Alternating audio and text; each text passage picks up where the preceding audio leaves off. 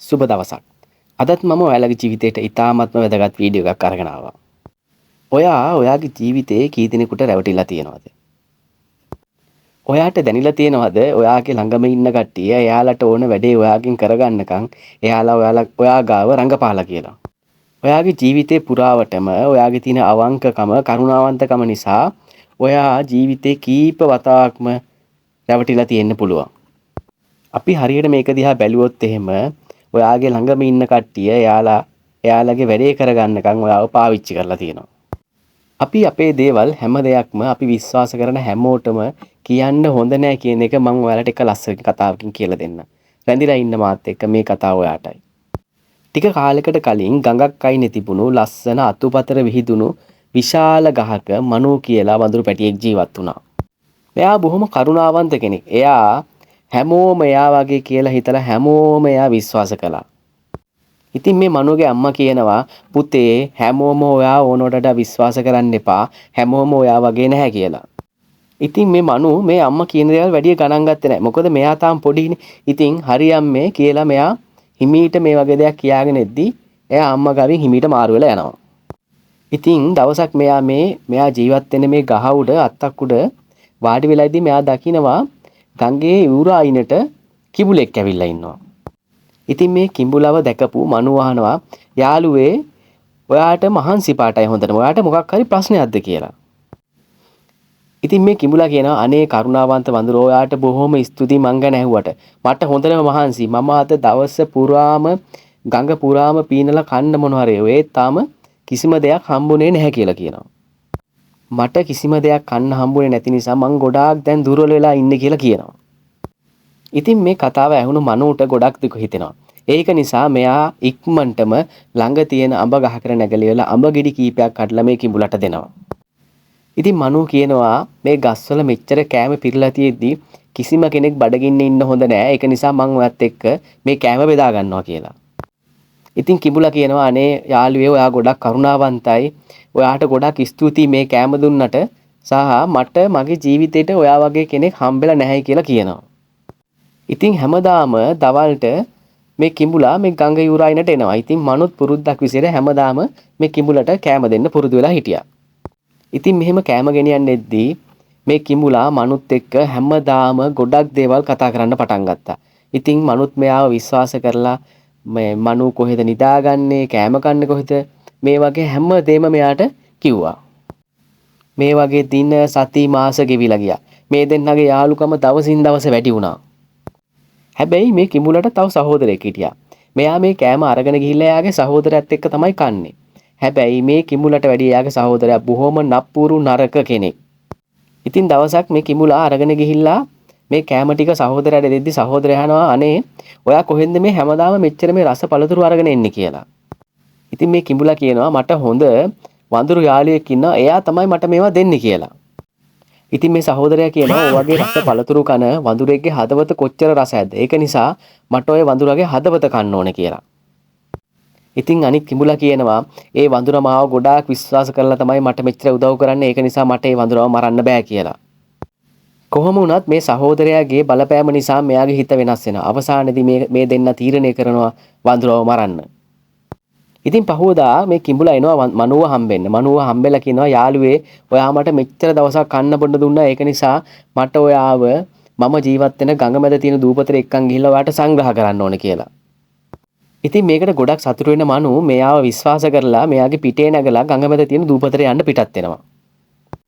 ඉතින් මෙහෙම ටික දුරක් යද්දී කිඹුලා ටික ටික වතුර ඇතුළට යන්න පටන් ගත්තා.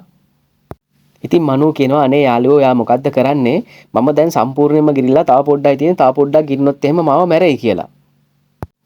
ඉතින් මේ කිඹුලා කපටි හිනාවක් දාලා කියනවා අද මම ඔයාව මගේ ගෙදර එක්කයි යන්නේ. ඔයාට සංග්‍රහ කරන්න නෙවෙයි. අපේ දවල් කෑමට ඔයාගේ හදවත ගන්න කියලා. මනු හොඳටම බය වෙනවා. ඉතින් මේ මනු බොහොම කම්පා වෙනවා. මොකද මෙයා මේ කිඹුලාව මෙච්චර විශ්වාස කරපු එකට. ඒත් මනු මේ වෙලාවේ අනවශ්‍ය විදිහට කලබල වෙලා වැඩක් නැති නිසා පොඩ්ඩක් සංසුන් වෙනවා. එතකොටම මේ වෙලාවේ මෙයාට බොහොම හොඳ නුවණක් පහළ වෙනවා. ඉතින් මේ වෙලාවේ මේ මනු කියනවා අනේ යාළුවෝ ඔයා මට කලින් කියන්න එපයි. එහෙම වුණා නම් මම එද්දි මගේ හදවත අරගෙන එනවනේ කියලා. ඉතින් කිඹුලා අහනවා ඇයි හදවත ඔයාගේ ඇතුලේ නෙමෙයිද තියෙන්නේ කියලා. මනෝ කියනවා සාමාන්‍ය වඳුරෝ එයාලගේ ආරක්ෂාවට හදවත හැම වෙලේම ගෙදර තියලා තමයි එන්නේ කියලා. ඉතින් මම ඒක ගෙදර තියලා ඔයාට ඕන නම් අපි ආපහු ගියොත් එහෙම මට ඒක අරගෙන එන්න පුළුවන් කියලා. ඉතින් මේ මනුගේ කතාවට රැවටුණු මෝට කිඹුලා ආයෙමත් මනුව අරගෙන එයා හිටපු තැනටම අරගෙන යනවා. ඉතින් ගම් ඉවුරට ලං වෙද්දිම මනු ඉක්මනට මේ කිඹුලාගේ ඇඟින් පැනලා ඉවර වෙලා එයා හිටපු ගහ උඩට නැග ගන්නවා. මනු ගහට නැගලා කියනවා ඔයා මගේ විශ්වාසය සම්පූර්ණයෙන්ම නැති කරා. හැබැයි මට තව දෙයක් කියන්න ඕනේ. කිසිම සතෙක් එයාගේ හදවත ඇඟ ඇතුලෙන් අයින් කරන හැම වෙලෙම ඇඟ ඇතුලේ තමයි තියෙන්නේ කියලා. මනු කියනවා ඔයා මට හොඳ පාඩමක් කියලා දුන්නා. මම මගේ විශ්වාසවන්තකම මගේ අවංකකම මින් පස්සේ කිසිම කෙනෙකුට නිකන් දෙන්නේ නැහැ කියලා. මම ඔයාට මගේ හොඳම යාළුවෙකුට සහෝදරයෙකුට වගේ සැලකුවේ. හැබැයි ඔයා යාළුකම වෙනුවට ඔයා කෑදර වුණා කියලා. ඉතින් බලන්න මේ කතාව දිහා මේ සිදුවීම නිසා මේ මනුට එයා ජීවත් වුණ හැම දෙයක්ම වෙනස් කරන්න සිද්ධ වුණා. මොකද මේ කිඹුලා දන්නවා එයා නිදා ගන්න තැන, කෑම කන්න තැන මේ වගේ හැම දෙයක්ම මෙයා පොඩි කාලේ ඉඳලා හැදුණු වැඩුණු ගෙදර පවා මෙයාට දාලා යන්න සිද්ධ වෙනවා. මේ මනු හැම කෙනාම අනවශ්‍ය ලෙස විශ්වාස කරපු නිසා එයාට එයාගේ හැම දෙයක්ම නැති වුණා. ඉතින් ඔයත් කල්පනා කරලා බලන්න ඔයාගේ ජීවිතේට හැම කෙනාම ඔයාගේ විශ්වාසය ලබන්න, කරුණාවන්තකම ලබන්න සුදුසුද කියලා. එයාලගේ වැඩේ කරගන්නකම් රඟපාලා තියෙනවද කියලා. ඔයාට ඔයා ආශ්‍රය කරන ඕනම කෙනෙක්ගේ යම්කිසි වෙනස්කමක් එකපාරක් දෙපාරක් ඔයාට දැනුනොත් එයා ගැන බොහොම කල්පනාකාරී වෙන්න. මොකද ඒ කට්ටිය ඔයාගේ හැම දෙයක්ම දන්නව නම් ඔයාට හැම දෙයක්ම මොහොතකින් නැති වෙන්න පුළුවන්. කරුණාවන්තකම අවංකකම කියන්නේ ඔයා ගාව තියෙන ඊටාම වටිනා සම්පතක්. ඒක නිසා ඒක බොහොම අර පරිස්සමෙන් පාවිච්චි කරන්න ඕනේ. ඕනම හොඳ යාළුවෙක් වුණත් එයාලගේ ජීවිතවල ඇතිවන විවිධාකාර ප්‍රශ්න ගැටලු එක්ක විවිධ අවස්ථාවන්ට අනුව එයාලා වෙනස් වෙන්න පුළුවන්. හරියට අර කිඹුලා එයාගේ සහෝදරයාගේ කීමට වෙනස් වුණා වගේ. අපි ආශ්‍රය කරන කට්ටිය ගැන අපි බොහොම අවධානයෙන් ඉන්න ඕනේ. මොකද අපි ළඟින්ම ආශ්‍රය කරන කට්ටිය අපේ ජීවිතේ හැම දෙයක්ම දන්නවා. ඒ කට්ටිය අපේ පුරුදු, අපේ ජීවන රටාව, අපේ දුර්වලතා, අපේ දක්ෂතා මේ හැම දෙයක්ම ගැන දන්න නිසා මොනවා හරි දෙයක් වුණොත් එහෙම ඔයාට හානි කරන්න තියෙන අවස්ථාව එයාට බොහොම වැඩි. මොකද ඔයා ගැන එයා හොඳටම දන්න නිසා.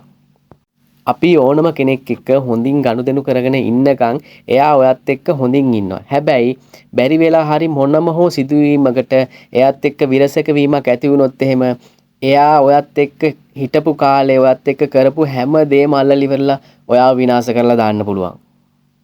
ඒක නිසා ඔයාගේ ජීවිතේ ඕනම සම්බන්ධකම පවත්වාගෙන යද්දී ඒක යම් තාක් දුරකට ඔයාට මේක 100%ක්ම තහවුරු කරගන්නකම් මෙයා ඔයාගේ ජීවිතේට හොඳ පුද්ගලෙක් කියලා ඔයාගේ තියෙන දේවල් ඔයාගේ හැම දෙයක්ම එයාට කියන්න කලින් බොහොම කල්පනාකාරී වෙන්න ඕනේ. ඉතින් මං හිතනවා මේ වීඩියෝ එකෙන් ඔයාලගේ ජීවිතේට මොනවා හරි වැදගත් දෙයක් ලැබෙයි කියලා. ඔයාලා සියලු දෙනාට සුව පතනවා. ජය වේවා.